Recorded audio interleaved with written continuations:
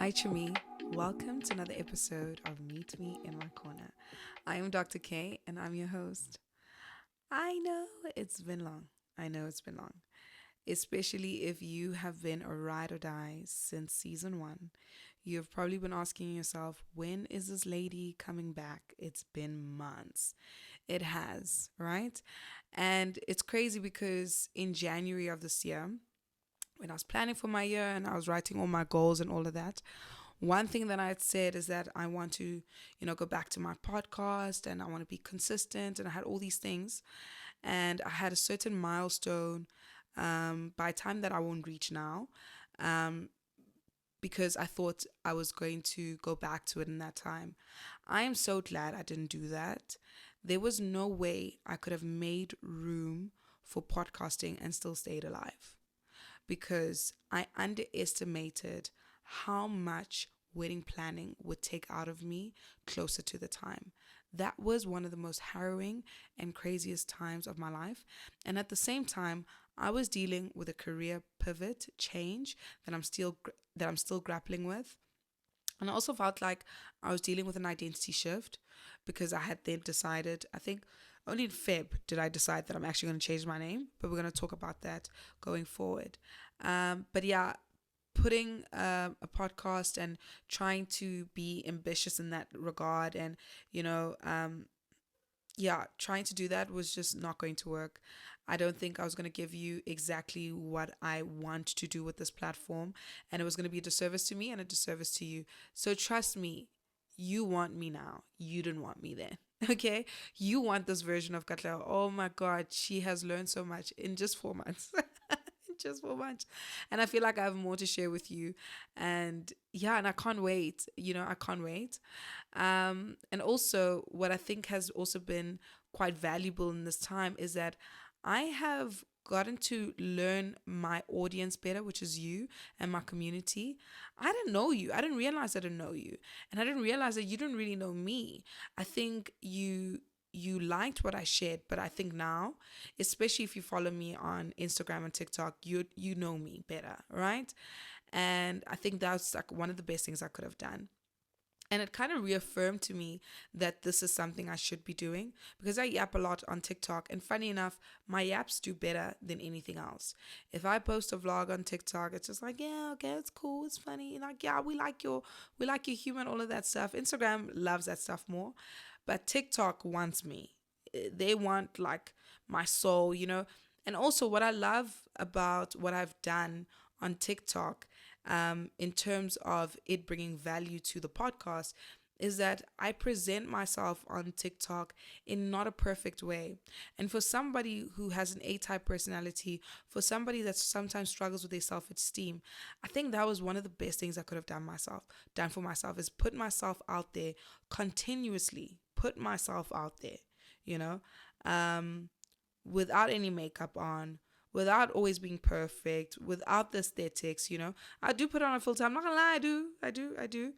But just sharing, and sharing something that maybe is a thought that I haven't really pondered on for a very long time, that maybe is not that well thought out. But I would articulate what I can in that time, and I'd receive such a wonderful reception. So that made me feel a little bit more affirmed in what I'm doing because I really feel that what I've been doing on TikTok represents what I did in season one. All right. So I've titled May as the May I season. And for this first episode, I'm asking if I can please reintroduce myself to you. So I am Dr. Katlejo Sedikani now. Yes, I'm married. Fun. I'm married on the 4th of April, but officially on the 6th of April. So I did my matlabiso, which is the traditional aspect. It's not a traditional wedding. It's it's the bringing of two families by shedding blood. If you know, you'll know that my lamb. Sorry, we had a squabble in the family group. My lamb was called Prudence, so we ate Prudence recently. So Prudence had to be sacrificed so that our families could come together. That happened on the Friday. And then Sunday, I had my dream white wedding, which has been insane because what the hell? Have you guys seen, like, I was on News 24 and like there's a whole like wedding cover with my face on it. Crazy. It was insane. Still insane. Like it's still insane. And my mom was so happy about that. But yes, I am Dr. Katlaho Serikani. I am a medical doctor by profession. I work in the public health space. I'm working with teenagers. Um, just not in the way that you would think. Yeah, because I'm grappling even with that. I am a mom, love being a mom. She's turning 4 in 2 days. Actually, when I post this episode, it'll be her birthday. So you can wish her well when you see this.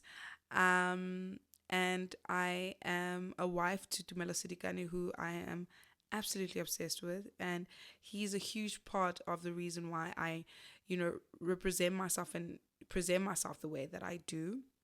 He makes me feel very safe. I'm friends to many, foes to few, I hope. If you hate me, I'm sorry. I am obsessed, completely obsessed with watching TV. I love reading African fiction, most specifically Nigerian fiction. I love people and I love connecting with you. I love storytelling. No matter how I do it, I love doing it. I'm a yappa, okay? I am very grateful for my life.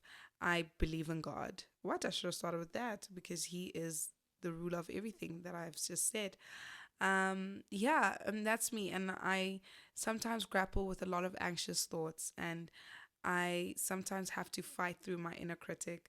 And I can't wait to share more with you about how my inner critic has reared its head in the last 4 months and what that has taught me about myself. Um, and also, when I started season 1, so I wanted to create a space for myself that felt safe and that could allow me to deal with my anxious thoughts, right? And I did it successfully. I almost said I think I did it successfully. That's what I like to do to myself. By the way, I'm trying to learn how to celebrate myself and how to pat myself on the back. But yes, when I created season 1, I could never have imagined that it would be as successful as it was, right? And I didn't think it was going to do so well because I didn't have a strategy. Like, I didn't write it down. I had like episodes that I had written down that I want to do, things that I like, topical thoughts that I had, right? But I didn't have anything set in stone. And there's some topics that I put there that I find it so funny that I thought I was ready then to speak about. I'm not even ready now.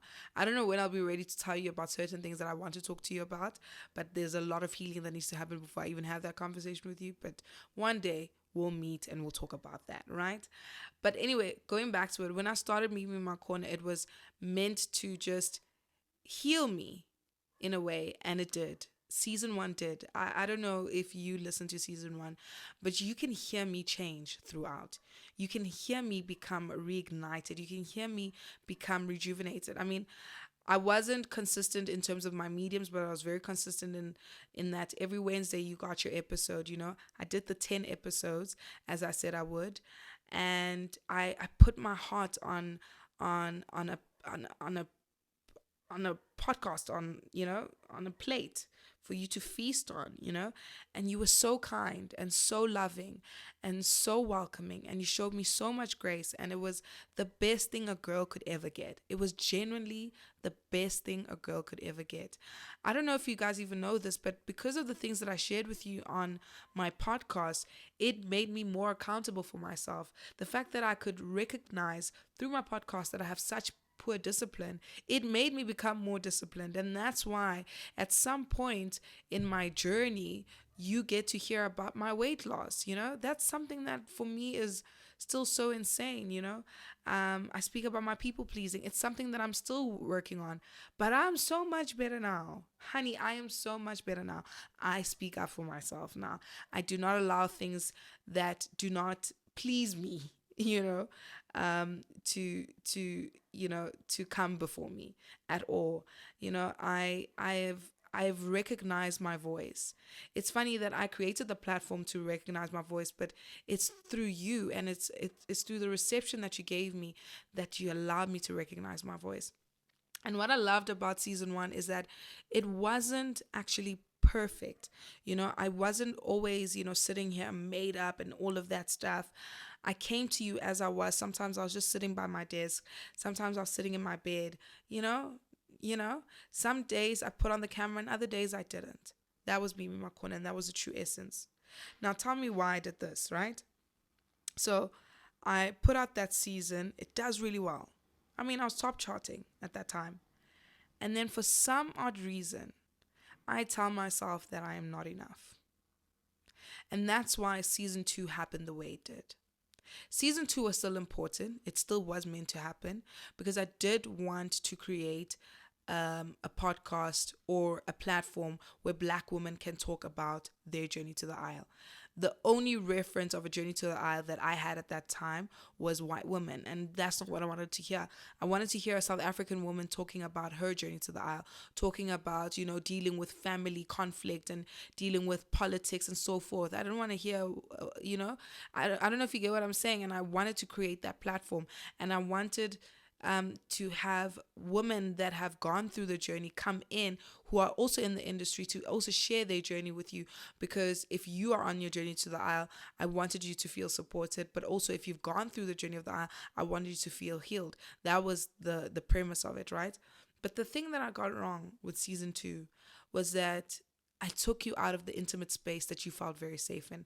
And I think that's why you didn't recognize season two for what it was. Although I will say, if you are on any of the journeys, whether you've gone past or you're going towards, go listen to season two. It is a really, really good season, especially because now that my wedding has passed, if you have followed my wedding on social media and you want to know what kind of headspace she was in, well, it's there. It's literally in season two. But anyway, yeah, season two, I felt like I put on a show. And I think you saw right through me. And it was just like, this is not you. I got a podcast studio. I thought that's what I needed to do. I thought that's what you wanted from me. Why? I don't know why. I don't know why. I don't know why. I don't know why I told myself I'm not enough. But anyway, I do all of that. I'm like dressing up. I'm putting on makeup. I mean, yes, the makeup part I always do. But I'm just saying that it was just so different to the first season, and it was just like a huge difference. It was chalk and cheese in a very short space of time, so it was kind of like jarring, and I could see it in my statistics that it was jarring for you. I could see for some people it was like, this is not what I was kind of looking for, but it's great. I still have the first season. I can go back to it because in actual fact I can see that some of you are going back to some of the episodes, and that's what it was supposed to do. That's what it was supposed to be. So yeah. And then because I then did all of that, I then created unnecessary pressure for myself that I need to keep presenting myself that way, even though it wasn't yielding results. But that's why I say these past 5 months have been so special and so important, or 4 months, sorry, for me to get here, because it taught me that I am enough. Like, I just need to do, and I need to be, and I don't need to be for everyone. I need to be for the people who want me to be, and they are the people that I need to focus my energy on and my time on.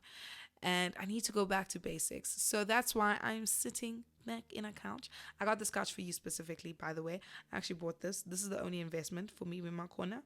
Well, also this, I don't know if you can see, but I've got like a thing now. It holds my mic. I'm like investing. I'm excited. And this is Dumelo's plant. He doesn't like me using it because he says it dies. I don't know why it dies with me, but anyway, it's fine. The plant is cute. Okay, we're keeping it. And yeah, I've put this couch in the corner of my bedroom. And you are genuinely going to meet me in my corner, literally every week. And sometimes I'm going to have the camera on, and sometimes I'm not. And sometimes I'm going to have the camera on and you're going to see a different side to me. You're going to see a different spirit to me. You're going to see me all made up and dressed up. And you're going to get to see all sides of me, because that's what Meet Me in My Corner is about. It's about you meeting me in my corner, and we're friends and we're chatting, and I'm sharing some things with you, and maybe some things for you really resonate and really assist you with where you are, make you feel supported. And some things are just entertaining for you, and some things are just like, oh, okay, now this one is not for me, but you know what? I didn't mind being there with her. I didn't mind. Okay. I, yeah, that's what I wanted to say. Okay, so I'm reintroducing myself as the podcaster who's not going to go into a studio. I'm going to be alone most of the time, if not all the time, right? I don't think you'll see guests, yeah. In the first season, I kept second guessing myself, and every time I'd say, "Oh, I'll bring in a guest. I'll bring in a guest." No, I don't think that that's what Meet Me in My Corner is supposed to be about, and I'm becoming more revealed, more open to that idea, and allowing myself to write my own script and not allowing other people to write my script for me, because I'm constantly comparing myself to those people. And I'm glad I'm back, because Meet Me in My Corner in some way allows me to meet the best version of myself, or gets me closer to the best version of myself. It was through Meet Me in My Corner, as I said, that I became more disciplined, that I was more aware of what triggers me, that I was more aware of how I behave in spaces, what I should be doing. I was more aligned to my greater purpose, that, kindness comes before anything else. And yeah, I want to go back to that, because now I'm cluttered. I need to tell you, I'm very cluttered. I am not eating as well as I was a few months ago. The wedding planning rocked me, all right? I'm happy though. I'm very happy. But my anxious thoughts are kind of like back, and they're quite hectic. And I know why that is. It's because I'm spending a lot more time on my phone. It's sleeping right next to me. I haven't moved away my phone. I am not planning my days ahead of time. I'm not walking enough. I'm not drinking enough water. I'm not really taking the best care of myself right now, because I really committed myself to that process of putting together the wedding in the last few months. And now I'm trying to get back to that. But I know with Meet Me in My Corner here, it will remind me of that. And I can't wait to share with you where I am. I can't wait to share with you where I am with friendships, that I'm still grappling with I'm still trying to figure it out. And also on the positive side, I can't wait to share with you what it feels like to feel safe with a partner, you know? I can't wait to share with you my motherhood journey. It's crazy. My ambitions, and how sometimes I feel so stagnant, and how I feel confused about who I am, where am I going, what's happening. What? It's a lot. But it's ours. And I can't wait for us to just connect in the space again. So yeah, Chomi, I'll see you next week, Wednesday. And I cannot wait, because I really feel that Mimi in My Corner is going to be exactly what I want it to be, and more. And I can't wait for you to experience it, and for us to connect the way I've been dreaming to connect with people. And yeah, that's it. Okay.